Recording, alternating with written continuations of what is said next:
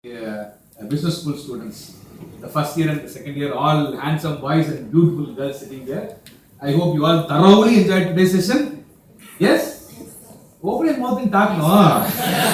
Yeah. You should talk. Open your mouth and talk. Open your mouth and say hi. She's already. Okay. So I hope you all thoroughly enjoyed today's session. I still remember some 12 years ago, I had the best of the opportunity to go to UK, and when I went there, people were totally different, okay, completely different there. And the moment I started doing away or maybe taking away my class, suddenly a guy got up and he said, "Sir, can you please clarify me on this concept? Things are not actually working out here." That is when I realized I'm not in India anymore, so I had to shift my gear into the English accents, and slowly I started melting myself into the accents. More dear friends, I would really appreciate that when you come here into the class next time, I would prefer that you probably bring your notebooks and your pen. But apart from all this, it would be great if you would open up your mind, because your brain is the biggest book that you can always have. Register everything. But let me tell you, this is not exactly what English people speak like or look like. If you had the opportunity of traveling down to the Scottish counties, especially they speak an accent called as the Cockney, and in Cockney, especially if you meet them on a Monday morning, they would always not say Monday, they say Monday. And if they want to have your number, they never say number, they say number. And it's so nice that people over there always look at you and say, "Hey, boys, talk your sit here, and we can probably meet on next Monday morning. Every Monday, you're here. You speak English, they say, lovely, you're here. You sit there, they say, lovely, you're there.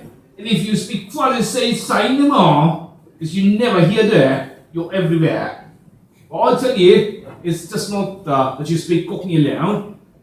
People who get into this land where people have a lot of kangaroos, chopping up here and there, they always have the tinge of Cockney along with the American accents, and they call themselves the Australians, and the Australians will always have a different accents. It's just like something's been stuck into their mouths. They munch here, they munch there, they jump here and they jump there, and this is how they speak. Well, let me tell you, it's just not the way they speak.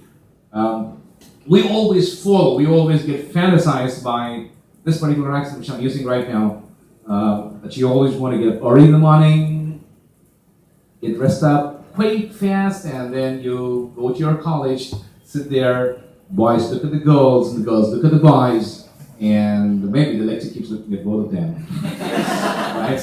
But I'll tell you something. You're not just sitting here because you decided, you're sitting here because you're just kind to be sitting here. I just want to stop here, maybe move on to another accents, especially if you travel down to the northern part of the country, especially to Europe, and especially if you land yourself into this place.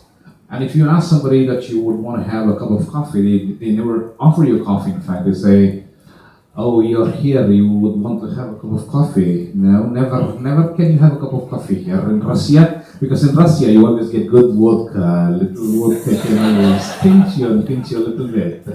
You like vodka? You like, no? After the first drink, she will keep asking me, "Give me a little more." But I will tell you, you have vodka, whatever it is, you need to have your lunch properly, and especially Russians always keep this cuisine extremely well.